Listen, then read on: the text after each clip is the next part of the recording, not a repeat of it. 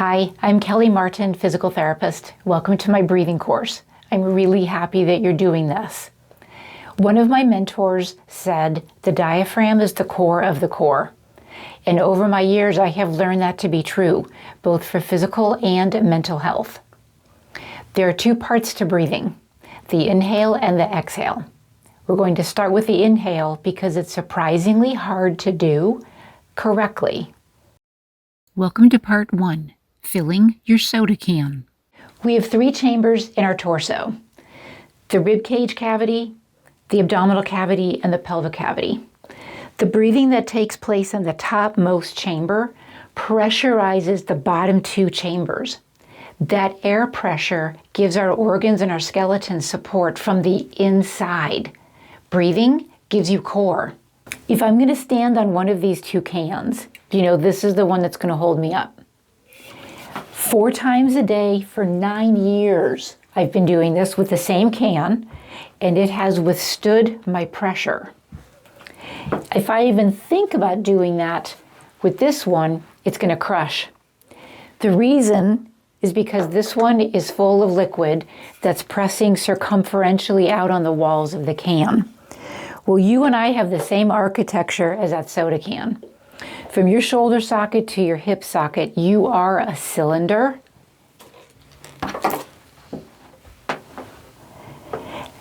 And you get your support from air pressing out on your walls. Practice filling the wall of your soda can by breathing with your diaphragm, lying on your back. Welcome to part 1 of the breathing progression.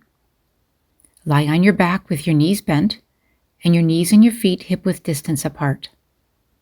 Rest your arms at your side and have your face parallel to the ceiling.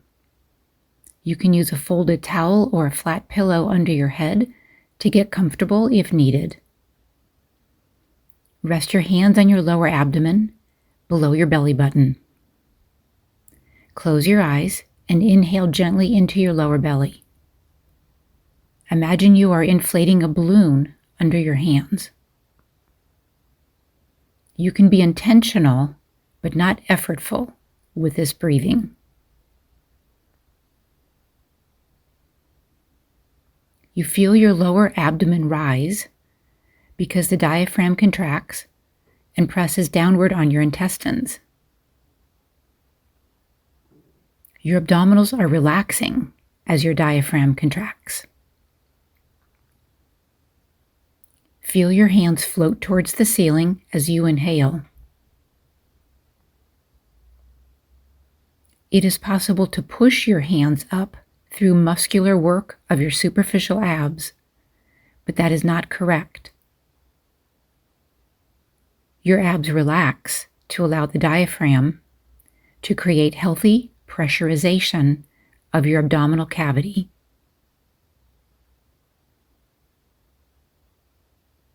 Continue breathing into your lower belly, feeling your hands float towards the ceiling on every in-breath.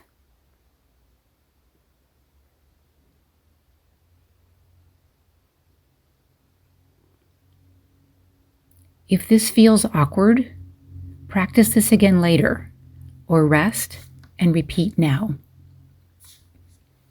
If this feels fairly natural, progress to the next step. Welcome to part 2, relaxing your abs. Having strong abs is important, but being able to relax your abs is just as important. Why? Your diaphragm is a huge umbrella-shaped muscle that lives at the bottom of your rib cage. It's your inhalation muscle, and it lives here at the bottom of the chest and forms a wall between your chest cavity and your abdominal cavity. When you inhale, the diaphragm contracts and it goes from a domed state down to a slightly flatter state. When you inhale and the diaphragm contracts, that pushes down on your guts, and your guts have to go somewhere, which is why when somebody's breathing with their diaphragm, it looks like they're breathing with their belly. Their belly goes in and out. If you hold your abs tight all the time, that limits the ability of the diaphragm to fully contract. And just like every other muscle in our body, it needs to be able to go through contract, relax cycles. Your abdominals and your diaphragm, when you are exercising, take turns, contracting and relaxing. They cycle together. Practice relaxing your abs and contracting your diaphragm by belly breathing, lying on your belly. Lie on your belly on a firm bed or the floor using a blanket or exercise mat. Get as comfortable as possible. This might be with your head turned to one side.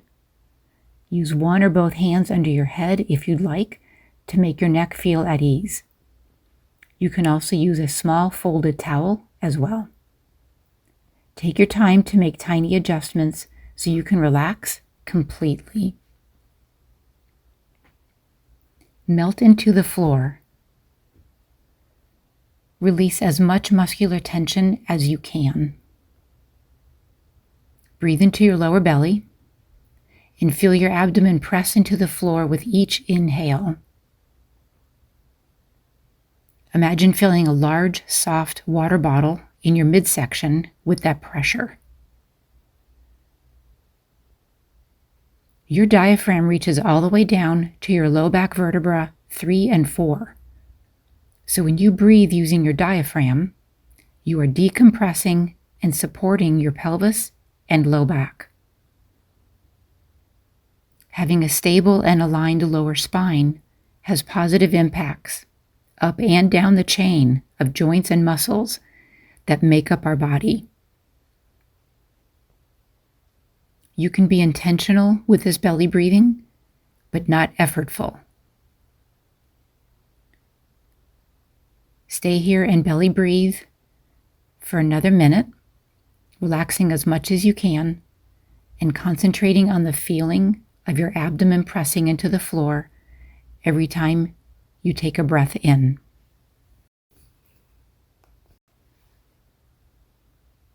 When you are finished, slowly roll to your side to sit up and move on to the next part.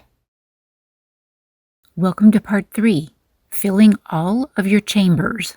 To have good core strength, meaning having an uncrushable soda can, you need to be able to inflate all 3 chambers simultaneously. Now imagine this water bottle correlating to the core of our torso, the pelvis, the midsection, the rib cage. If you have a tight muscle, the air cannot expand into that area to fully support you. Instead of 3 individual balloons, imagine one large cylindrical shaped balloon that goes from your collarbones down to your sitting bones. The only way to inflate a cylinder this big is to breathe slower and gentler than you normally would. Practice relaxing the walls of your cylinder by diaphragm breathing while lying on your side.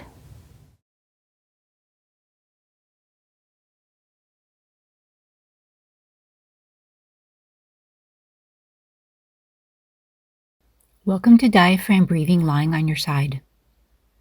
Lie on your side with your hips and your knees bent as if you are sitting in a chair. Use a pillow or your folded arm to support your head and neck. If it's comfortable, have your knees higher toward your chest. Being in a fetal position will prevent your back muscles from trying to help. Start to belly breathe and notice your abdominal area relaxing when you inhale.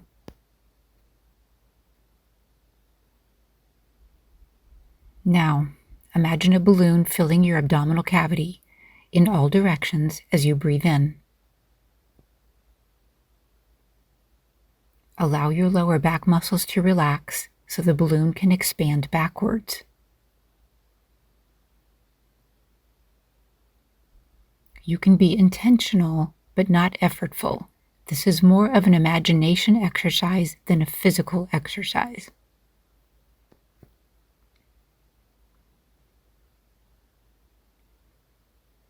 Continue taking easy and slow breaths. Picture a balloon inflating equally backwards and frontwards.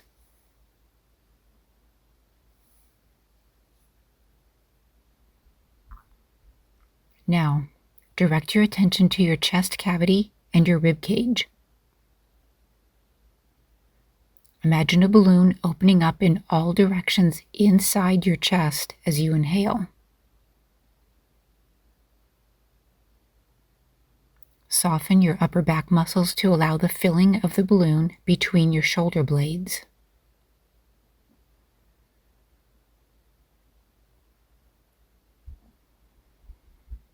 Relax your chest muscles to allow a full expansion of the balloon in between your ribs.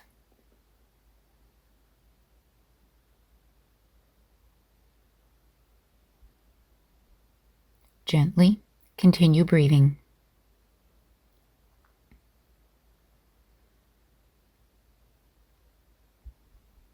Now, focus your attention on your pelvic bowl.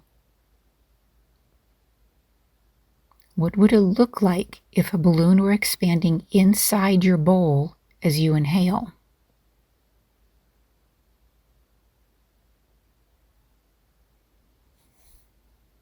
Imagine your sitting bones moving apart from each other when you inhale.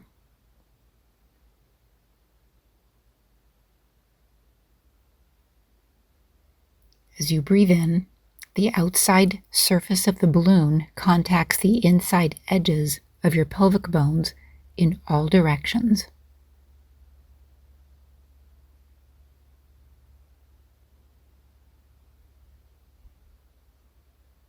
Lastly, focus your attention on the back of your torso and soften all of your back muscles to allow the balloons to expand backwards.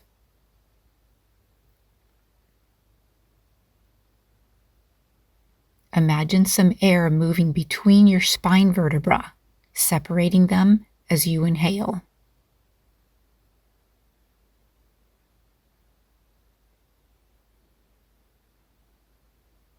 Picture yourself getting taller as you gently breathe in.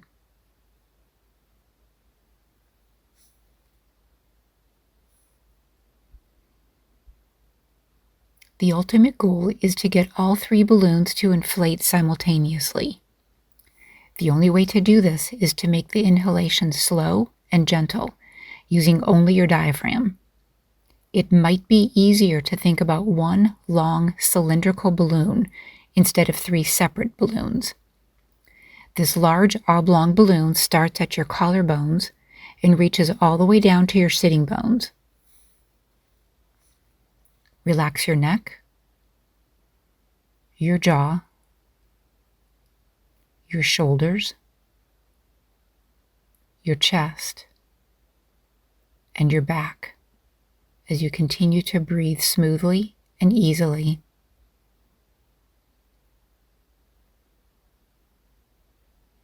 Picture yourself getting an inch taller as you gently inhale.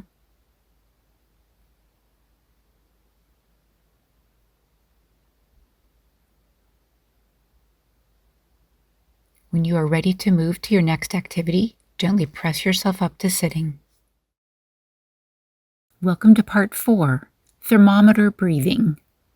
For ideal inhalation, think about the air going in and down. If I were to give you an empty glass and a water pitcher and ask you to please fill this glass for me, the top half, you'd say, that's impossible. I can't just fill the top half of the glass. The air moving into our body as we breathe works the same way. It needs to start at the bottom and proceed up to the top to give our organs and all of our joints adequate support from the inside. Practice belly breathing in a functional posture, meaning standing. Some people like to think about breathing like a piston. The air goes in and down, up and out. Inhale. Exhale. With practice, this piston gets bigger and slower. So ideal breathing looks something like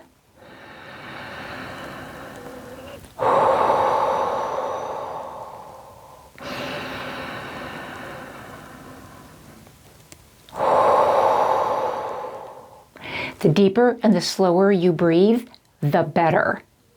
Some people prefer to think about the shape of a thermometer when they're breathing. The blue arrow represents airflow as you breathe. With inhalation, air enters your mouth or nose at the top. Then the pressurization proceeds downwards. The whole system relaxes and opens to allow this inflation. Inhale in and down. Exhale up and out. The inhalation fills the entire cylinder to support it from the inside out.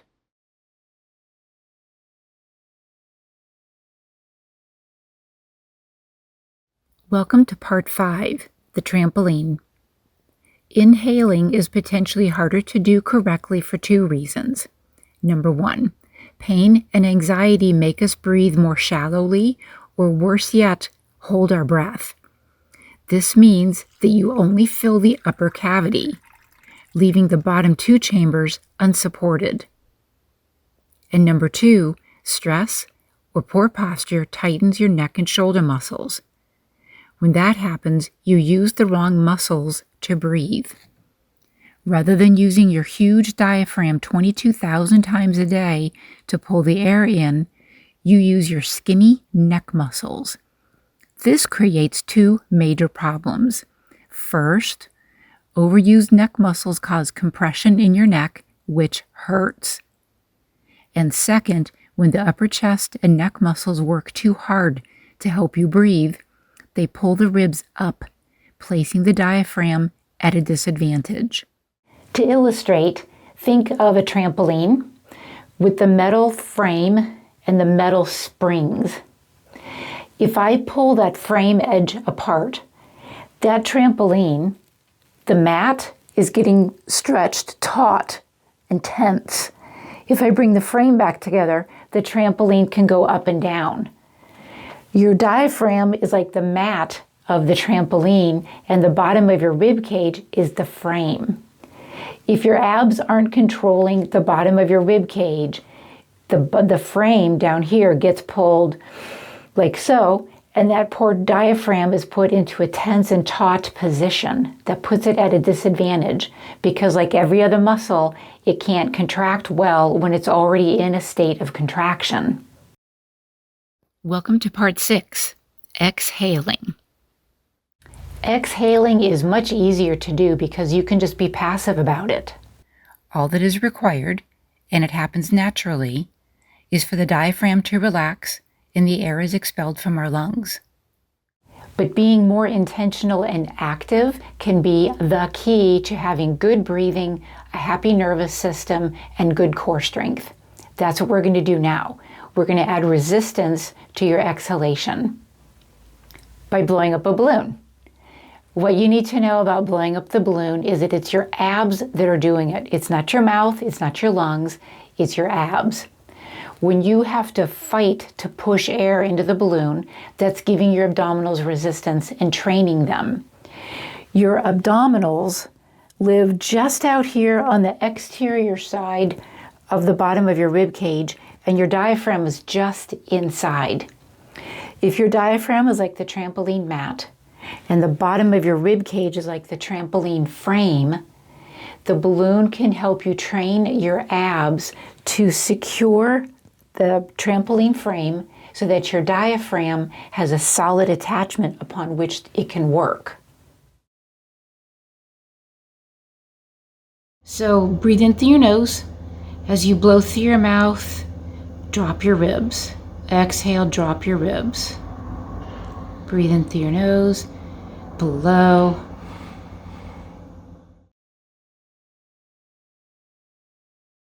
As you blow, feel your ribs drop.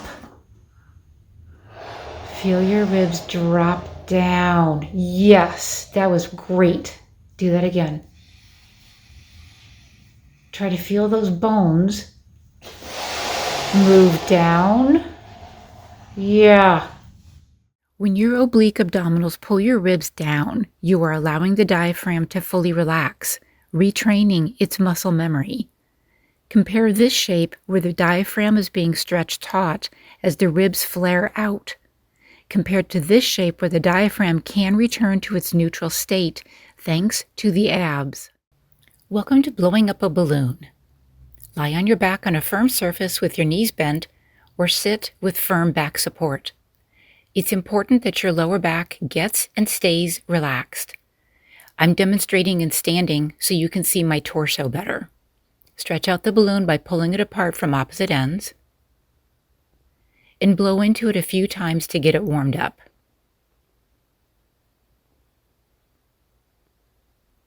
Then rest.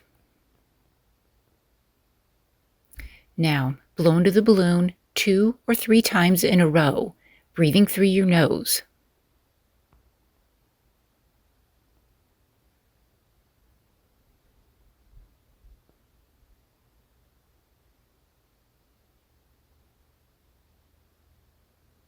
And rest.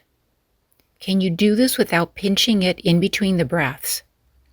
Any artificial plugging, blocking, or pinching is cheating.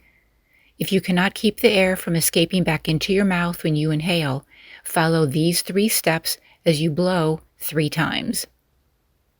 Breathe in through your nose, blow. Place your tongue on the roof of your mouth to breathe in again through your nose. And blow. Put your tongue on the roof of your mouth to breathe in again through your nose. And blow. Then put your tongue up to inhale with your nose. And then rest. If you heard or felt a snortle or a chortle, you are on the right track. Your brain is figuring out how to close the flap at the back of your throat to keep the air from flowing back down into your lungs. Be careful not to puff out and strain your cheeks like a chipmunk. And remember that you are blowing up the balloon with your abs. You are creating the pressure to inflate the balloon with your core, so that's where you should feel the work. Now try holding the balloon with one hand and placing your other hand on the bottom of your front ribs. As you blow 2 to 3 times, feel your ribs drop down and your abs press your lower back into the surface behind you. Your challenge is to keep your lower back contacting the surface the entire time. And then rest. As you exhale against the resistance of the balloon, you are relaxing your diaphragm. Once you can blow up the balloon without cheating, try holding the air out as long as you comfortably can, meaning that after you blow, don't breathe in again for about a count of 5. This is what it looks like. Breathe in through your nose, blow, 5, 4, 3, 2, 1. Then breathe in again gently through your nose. That pause retrains the diaphragm's muscle memory. Do 3 to 5 blows into the balloon and repeat it 2 to 3 times. So how does breathing affect your pain and your stress? A really important thing you need to understand is that your pelvis is a bowl. And the muscles that tip this pelvic bowl forward are bigger and stronger than the muscles that tip it backwards. For example, your quadricep muscles on the front of your thighs and your low back muscles. When they're tight, they tip your pelvic bowl forward. Your hamstrings on the back of your thighs and your abdominal muscles tip your bowl backwards. There are 12 muscles that are in play with this pelvic tilt tug of war. The overlooked one is your diaphragm. And the important thing to know is that she can tip your pelvic bowl forward or backwards depending on things like posture, stress, anxiety, depression. Your diaphragm comes all the way down here to your low back. People don't realize that. So if your diaphragm gets tight, watch how it can influence this pelvic tilt.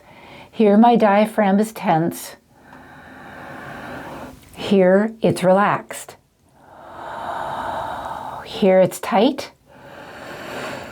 And being in this position will increase pain, stress, anxiety, compression in neck, low back, throughout my whole body. If you can get your diaphragm into a state of neutrality, that helps get your pelvis into a state of neutrality as well. If you can get your diaphragm neutral and working well, that will absolutely have positive impacts on your pain and your stress. So to summarize, these are the three main take-home points. Everybody holds their breath or breathes shallowly when they're in pain or when they're stressed out. Please always go back to your breathing.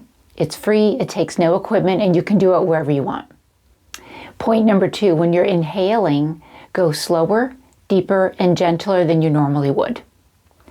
Number 3, when you're exhaling, concentrate on your abs, at least initially, to get and keep your ribs down to empower your diaphragm. My online course goes over a half a dozen ideas of how to make your oblique abdominals intelligent so that they can do that more efficiently, and then how to integrate that into walking, running, and daily life. I look forward to answering any questions that you might have, either when we're seeing each other in person or perhaps a video visit. Feel free to email me as well. Thank you very much for taking this time. I really appreciate it. This will pay off for you.